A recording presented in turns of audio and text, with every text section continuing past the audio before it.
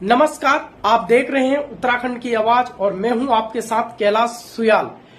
पहाड़ प्रदेश में बदहाल स्वास्थ्य सेवाओं के हालात सुधारने के नाम पर गुजरे सालों में राज्य सरकार ने एक के बाद एक सरकारी अस्पताल पीपीपी मोड़ पर देती चली गई, लेकिन आज आलम यह है कि पीपीपी मोड़ के इन सरकारी अस्पतालों में इलाज के नाम पर घोर लापरवाही बरतने की घटनाएं सामने आ रही हैं।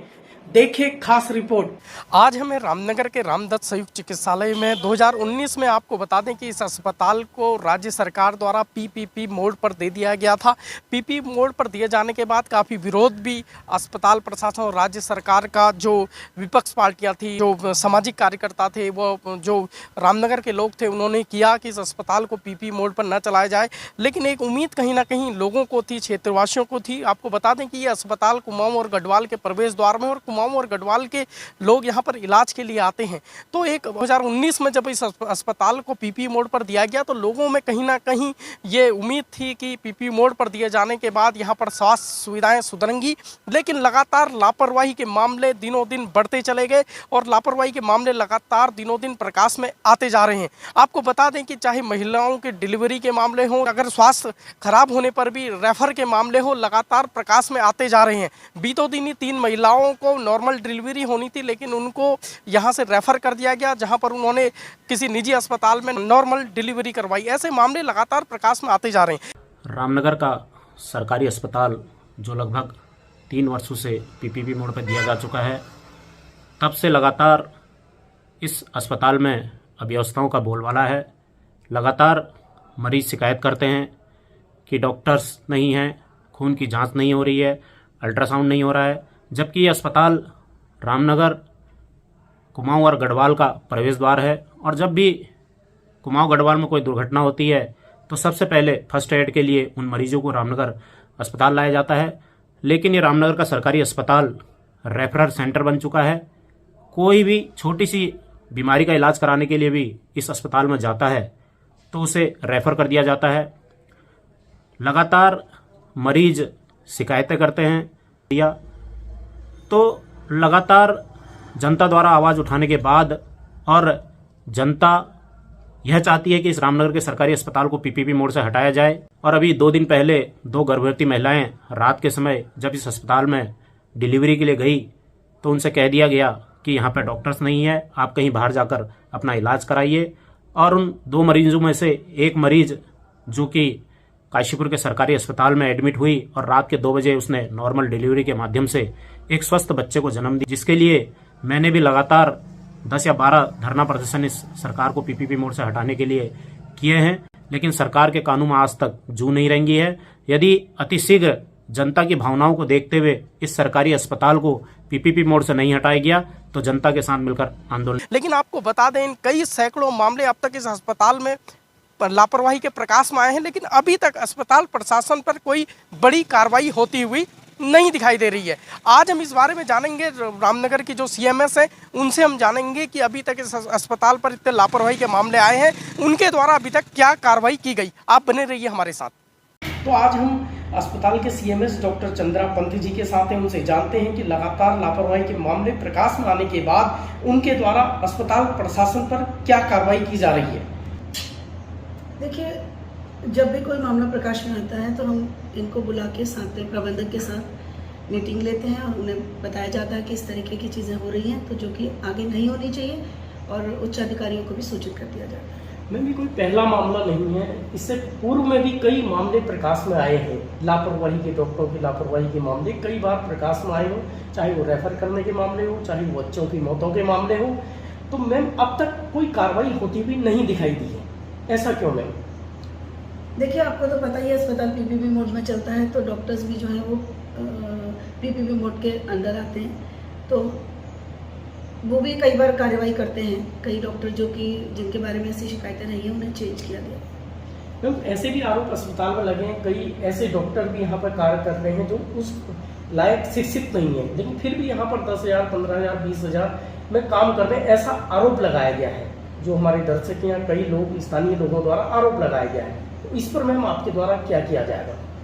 मेरी नॉलेज में डॉक्टर जितने भी हैं वो सब क्वालिफाइड है। तो मैम अब आगे जो लगातार डिलीवरी के मामले लगातार प्रकाश में आए हैं, लापरवाही के मामले प्रकाश में आए हैं, तो अब ऐसा क्या समझे हमारे दर्शक क्योंकि आप भी महिला हैं कि आगे ऐसे मामले अब प्रकाश में नहीं आएंगे? मुझे उम्मीद है कि ऐसा नहीं होगा, क्योंकि कल भी मैंने मीटिंग ली थी जिसमें सभी अवेलेबल डॉक्टर्स जो कि महिला रोग से संबंधित हैं और उनके अलावा स्टाफ के साथ मीटिंग ली गई थी, जिसमें प्रबंधक को निर्देशित किया गया है कि आगे ऐसी शिकायतें नहीं आनी चाहिए, और जब ऐसा कुछ जूनियर डॉक्टर्स को लगता है कि उन्हें रेफ़र करना है तो वो किसी सीनियर डॉक्टर को बुला के उनको भी केस दिखाएं और तभी आगे कोई निर्णय। मैम आपके द्वारा अगर ऐसे मामले फिर प्रकाश में आते हैं तो क्या किया जाएगा? मुझे उम्मीद है कि अब ऐसा नहीं। तो अभी हमारे साथ थे डॉक्टर चंद्रा पंत जी, जिन्होंने पूरा सहमति जताई है कि अब ऐसे कोई मामले प्रकाश में नहीं आने वाले हैं।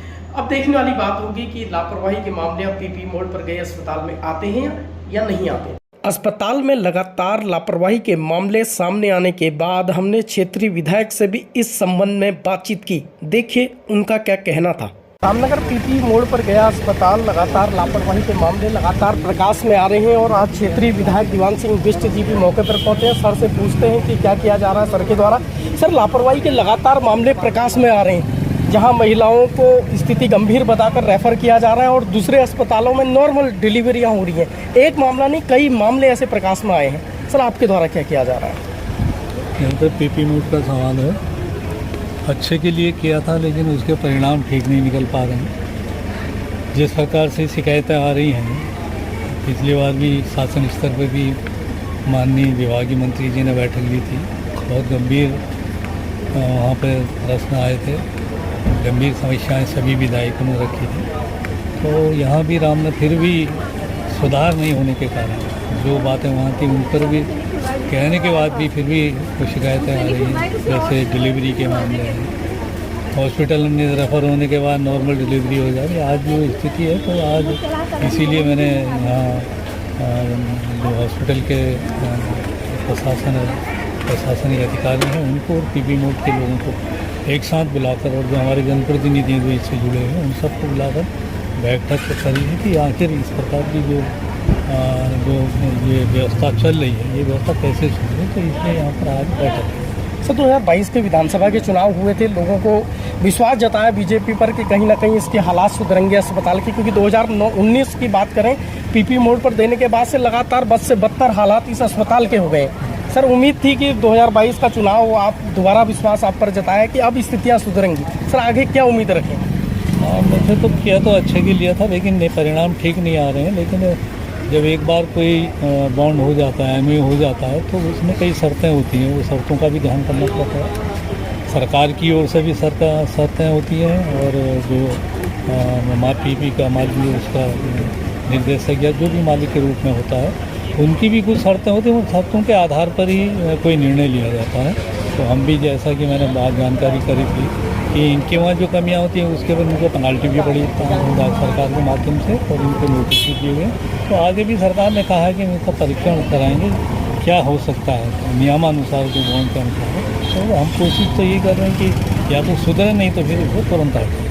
सर, लोग भी जानना चाह रहे हैं, हमारे दर्शक भी जानना चाहते हैं कि कई मामले प्रकाश में आए हैं, तो सर आपके द्वारा क्या लिखित शिकायतें इसकी की गई है सरकार से?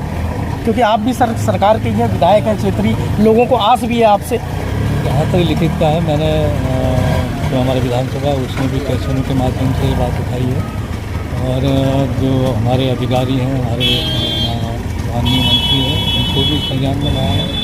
और तो मैंने कहा कि जो एमओयू होता है उसमें शर्तें होती हैं, बॉन्ड में दोनों पक्षों की शर्तें होती हैं। जो भी जो शर्तों के आगे नहीं उतरेंगे तो उसको तुरंत कुछ समय अभी बैठक हुई थी, तो इन लोगों को सबको कह दिया गया है कि आप सुधरो, नहीं तो फिर हटने के लिए तैयार हैं। तो अभी हमारे साथ थे क्षेत्रीय विधायक दीवान सिंह बिष्ट जी, जिन्होंने साफ कर दिया है कि आज मेरे द्वारा एक बैठक की जा रही है। बैठक के बाद कहीं ना कहीं स्थितियां सुधरने की कयास हम लगा सकते हैं। हालांकि ये तो देखने वाली बात होगी, क्योंकि लगातार 2019 के बाद से ही लगातार ऐसे मामले प्रकाश में आए हैं और बीजेपी की सरकार रही है।